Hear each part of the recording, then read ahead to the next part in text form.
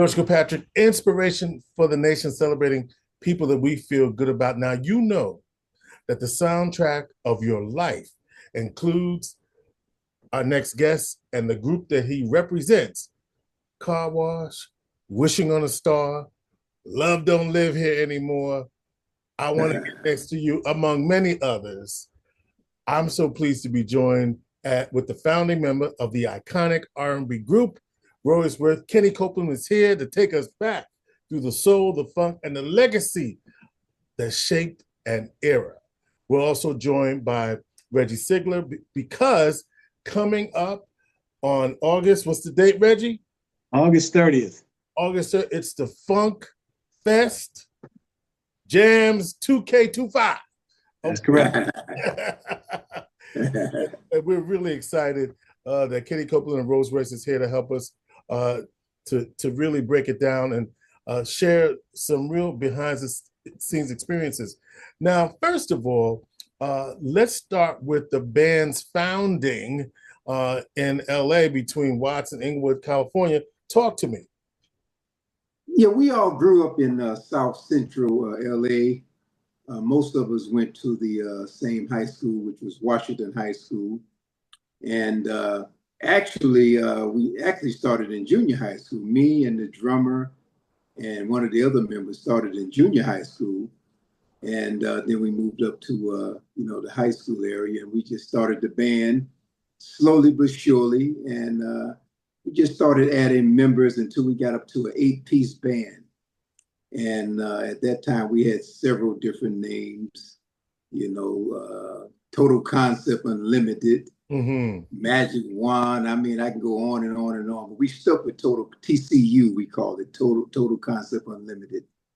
And just like most groups, we played around town, looking for the big break. But I made it very clear in the very beginning. I told all the members, I said, listen, if you guys are not ready to go to the top all the way, then you might as well dismiss yourself now because we are going to the top. But all the guys said, no, let's go for it. So I started out being, the leader and making the decisions. But I had a vision, and most of the guys, they went along with the vision and said, we want to do that. So we just started playing around high school, joining playing at any show that we can play in. We had a lot of competition with other bands in the Los Angeles area. And there was a thing called Sound Search, where all the bands in Los Angeles got together and they would see who would be the best. Now, unfortunately, we lost most of the contests. I don't know why, but we lost most of it. I said, I wonder if this is going to happen. But the good part, when you look in retrospect, all of the bands who did win never got a record, and we did. So we ended up coming out on top. So I guess we were just paying our dues then. And then we got the big break with Edwin Starr. And, the rest is history. From Edwin Starr, we met Norman Whitfield. And then everybody know Norman Whitfield. And he took a liking to us. And he finally told us after we played with Edwin Starr for maybe 3 years, he said, listen, do you guys always want to be a backing band, or do you want to do your own thing? Of course, we said we want to do our own thing. He said, okay, well, just keep hanging in there.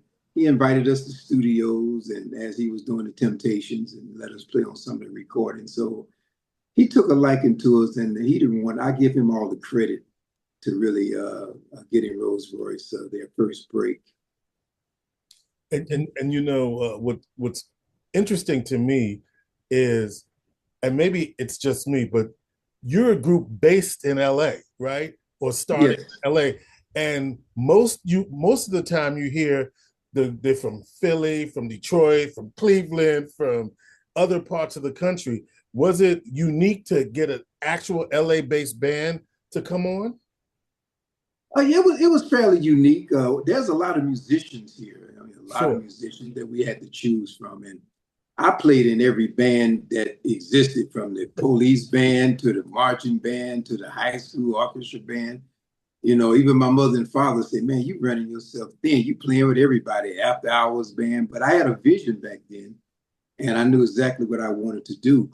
And fortunately, I found some guys that had the same vision that I had. And, you know, we grew up on the same street. So it came fairly easy, but the good part about it, everybody had the same vision and the same goal.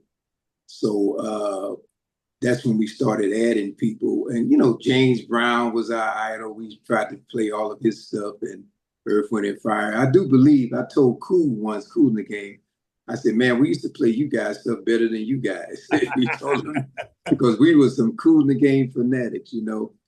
Nobody was singing at that time. We were just a backing band. Matter of fact, I used to get a little jealous of the singers because I said, why do singers get more recognition than the musicians?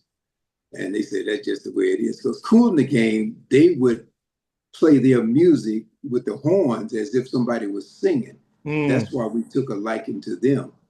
And so we just kept going, and until finally we met Norman. And he said, listen, this is nice what you guys are doing, but you're going to have some singing going on if you guys want to make it big. And myself, I always tutored a little bit naturally, the Eddie Kendrick style, the Philip Bailey. And Norman kind of noticed that. He said, Kenny, I noticed you sing a little bit, you know. I said, yeah, but I'm a trumpet player, you know. I play trumpet. He said, no. He said, I'm listening to you. Finally, with our first album, which was Car Wash, it's a scene came up, and Norman said that, you know, Kenny, I've been hearing you sing. Now I need a singer for this particular part in the movie. So now you got to give it a shot. I was a little reluctant at first, but he said, listen, don't worry about it. I'm a great coach. I didn't produce many people. Just trust my judgment. I said, okay, let's go for it. I tell you, man, when Norman finished with me, I told him, I said, listen, I don't ever want to sing again. I said, if singing is this hard, I just rather play my trumpet. And he said, no, don't worry about it. He said, I had to push you hard because you in the big leagues now, and I have to put the whip on you guys, you know. So we kept going, and I guess the gratification was the song sold 1 million copies on my voice. So he said, now you can no longer say you're not a singer, Kenny. You passed the threshold. Now, what was the song? Is that Car Wash? That was I Want to Get Next to You. I Want to Get Next to You. I want to get next to you. All right. That was the song. That was the song for me. Let's talk about Car Wash for a minute, because that was the big break. And I found that what was unique about Car Wash, at least in terms of the movie, is that you guys got to compose the music while the movie was being produced at the same time, right? It wasn't like, here's the movie, now score it. It was like, we're going to do this concurrently. I thought that was a unique thing. Yeah, we actually started working on our first solo record, and we had to take a break because Norman got the opportunity to do Car Wash. So we had to put the album that we were working on the back burner to concentrate on the Car Wash movie. So we started. Norman would go to the setting where they were shooting, and he would come back and say, listen, this is the scene, we need to do this. But I can honestly say every stitch of music, the scene music, all of that was played by us. That was probably one of the most difficult things I ever did in my life, because it was a double album set. And I think we wanted the first to do a double album set. And we had many, many songs. It was very difficult, but Norman didn't want to let anyone else do the music but us. So he hired a couple of outside musicians to help out. But for the most part, we did all the music. And that was very rewarding and very hard. And, you know, Car Wash, of course, became more than a song. It became a cultural moment. Did you have any idea that not only with the movie, but also the song itself, which is played in every arena across this country, did you realize that it would be that big at that time? I'm going to be honest, I did not, because for one thing, in case you didn't know, I used to work at a car wash. Did not know that. You know, for sure. I worked at a car wash making $1.65 an hour back then. So I could not conceive why people would be interested in a car wash. So I was very surprised when that song became as big as it was. And the good part about it, both the movie and the soundtrack was both big hits. So that was very, very rewarding. But I had no idea, and I didn't believe it in the beginning, not at all, that it would achieve that kind of success. You know, I'm going down. I think about the version that you made, and then Mary J. Blige, of course, covered that. Did that give y'all a lot more love, or did people forget that y'all did it first? No, that's funny because every show that I do, okay, I said I tell everybody in the audience, I say, there's been some bad rumors going on out there with the young folks. So I have to educate them. And I said, some young folks thought that Mary J. Blige did I'm Going Down first, but it was actually the OGs, Royce did that song first. And they got a kick out of that. And I go on and say Beyonce, Christine Aguilera, what's the other lady? Madonna covered one of our songs. So I do a little skit. And at the end, I say, you guys let them know who did the song first. And I throw out the mic and they say, Rolls Royce. I say, say it again. Rolls Royce, say it again. So they get a kick out of that. That works every time we do a show. But I'm honored for those artists who did our songs. And I think Mary J. Blige, out of all of them, did a great job. I mean, sometimes when that song comes on, I have to listen to it carefully because I don't know if it's us or Mary J. Blige. Well, that's the thing.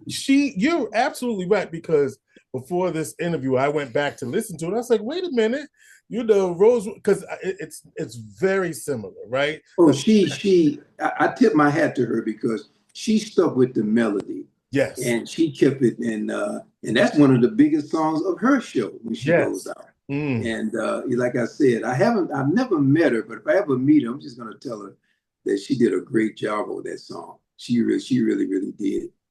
Now, eventually, Gwen Dickey became your lead female vocalist, and part of the legacy of Rolls Royce was certainly working with her. What did she add to the group at the time? Well, at the time, Norman asked us, he said, listen, you need another, Kenny's good, he plays trumpet, I think you need another lead singer. Now, do you guys want a female or a male?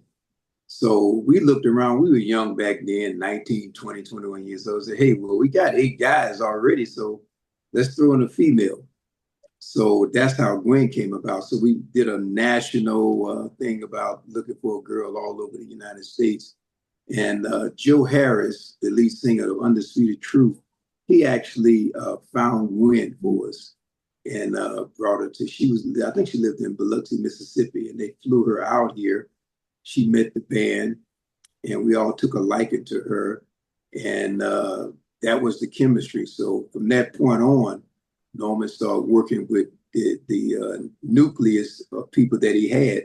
He said, okay, let's roll. We got everything we need now. So let's roll with it, and that's how she came about. So she added quite a bit to the group. What would you say about today's R&B, and whether there are any current artists do you think that are carrying forward that spirit? Well, I'm partial to Boys to Men. Those guys, you talking about some singing guys. Boys to Men, and there's another guy. He's a Puerto Rican guy. I just can't. Bruno Mars. Bruno Mars. Oh man, that guy. Hey, Kenny, he looks Puerto Rican, but he's not. But go ahead. I guess he's got a whole lot of things going on. So yeah. Give you back. Yeah. But he's an exceptional singer. Boys, he's an exceptional singer. Yeah, and let me answer this, because a lot of people say, oh, he's I don't know what they want to say, but borrowing or stealing from Black music. And I'm saying, actually, he's bigging it up by actually doing that music. Would you agree?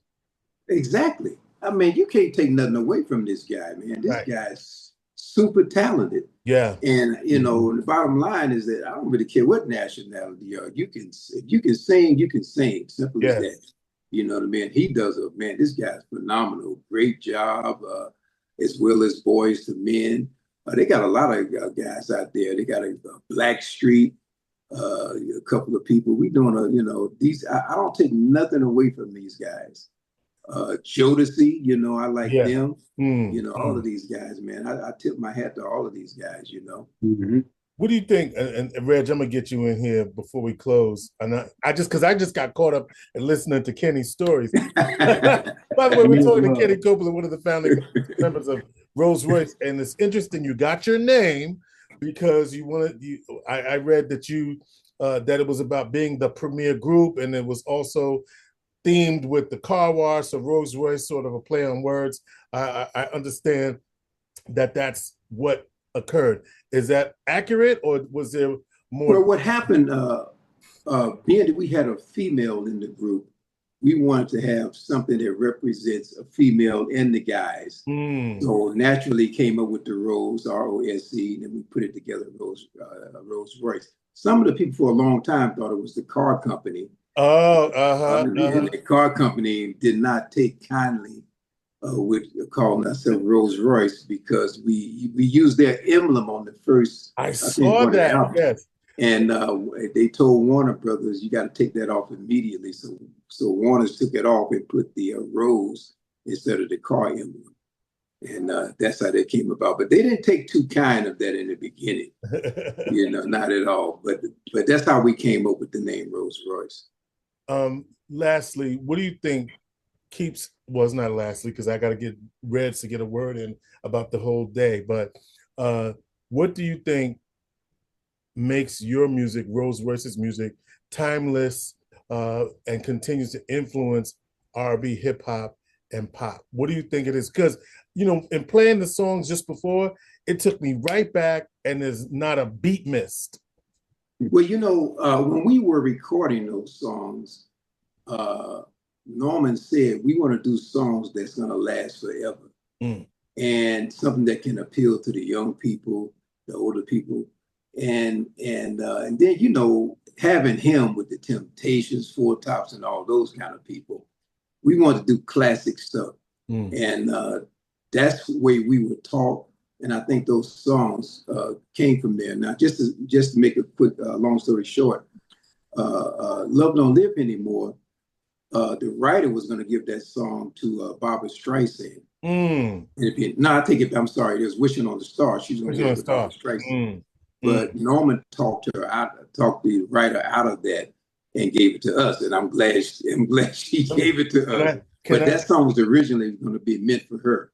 Let me just tell you, back in the day, Wishing on the Star came on, it was on. Can I just say that?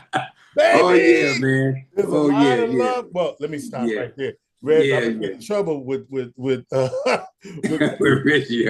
Reggie, quickly, and Reg, you'll be on for the next interview as well. But tell us quickly about FunkFest 2K25, August 30th at the Chevy Court at the New York State Fair, which, by the way, Kenny, Bruno Mars played the same stage you're going to be on.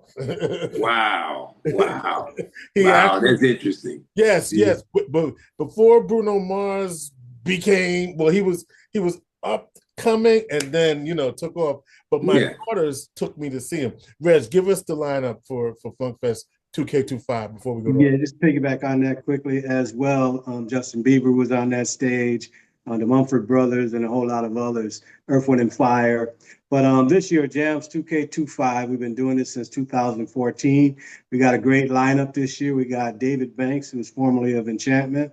We'll be talking to him later. We also have Rolls Royce. It's going to close the show, and I can't wait.